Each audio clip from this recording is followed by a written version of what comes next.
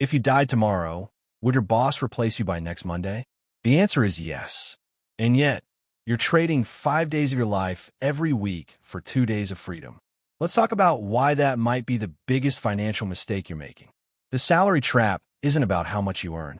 You could be making $50,000 or $250,000 a year and still be trapped. Because here's the brutal truth.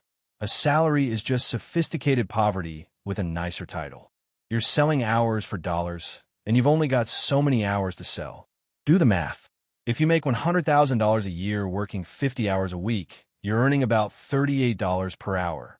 Sounds decent until you realize that's your ceiling unless you work more hours. And you can't. There are only 168 hours in a week. Here's what nobody tells you when you're climbing the corporate ladder. Every rung you climb just makes the cage more comfortable. Better health insurance, nicer office, maybe a corner window, but you're still showing up Monday through Friday, asking permission to take vacation, and hoping your paycheck hits your account on time. The trap isn't the job itself. It's the psychology it creates. Let's break down the actual mechanics of how this trap works. First, there's lifestyle inflation. You get a raise, so you upgrade your apartment. Another promotion, now you can afford that car payment. More money coming in, but somehow you're still living paycheck to paycheck, just with nicer things.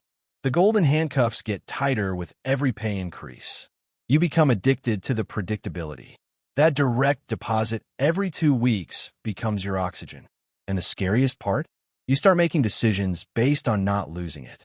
Should you start that business? Too risky, you've got bills. Should you learn that new skill that could open doors? No time, you've got deadlines. Should you negotiate harder or walk away from a toxic environment? Can't, you've got a mortgage. See how the trap works? It's not locking you in with chains. It's locking you in with comfort and fear. But here's where it gets deeper. A salary trains you to think in terms of time for money. Your entire financial reality is built on the equation. My time equals someone else's money. This fundamentally limits your thinking. You can't imagine wealth because wealthy people don't operate on this equation. They operate on leverage, ownership, and systems. While you're trading Tuesday afternoon for $400, someone else is earning $400 while they sleep because they own the system that generates it. Think about your actual take-home value. After taxes, that $100,000 becomes $70,000. After rent or mortgage, maybe $35,000. After car, insurance, food, utilities, you're looking at what? $10,000 to $15,000 of actual discretionary income for an entire year of your life. That's the return on 2,000 hours of your time. Is that the deal you thought you were making when you said yes to the system? Now, breaking free doesn't mean you quit your job tomorrow and start selling courses about quitting your job. That's not a strategy, that's a cliche. Breaking free means understanding what the trap actually is and building your exit while you're still inside it. The salary isn't your enemy. Using the salary as your only strategy is. Here's step 1. Stop thinking like an employee and start thinking like an investor. Every dollar you earn from that salary is a soldier you can deploy. Most people deploy their soldiers into consumer debt. Car loans, credit cards, subscriptions they don't use. That's not deployment, that's surrender. Instead, your soldiers need to go capture territory that generates income without you. That could be index funds throwing off dividends, real estate producing rental income, a side business generating revenue while you're at your day job. The key is this. Your salary funds the assets that eventually replace your salary. Step 2. Build skills that have equity value, not just salary value. There's a difference. Salary skills make you good at your job. Equity skills make you capable of owning the job. Learn how to sell. Learn how to build systems. Learn how to manage money. Learn how to create value that scales beyond your personal time. Because here's the reality. Your job is training you to be a better employee. You need to train yourself to be an owner. Step 3. Calculate your freedom number. This is the amount of passive income you need per month to cover your basic expenses. Not your inflated lifestyle. Your basics. For most people, this is somewhere between $3,000 and $6,000 a month.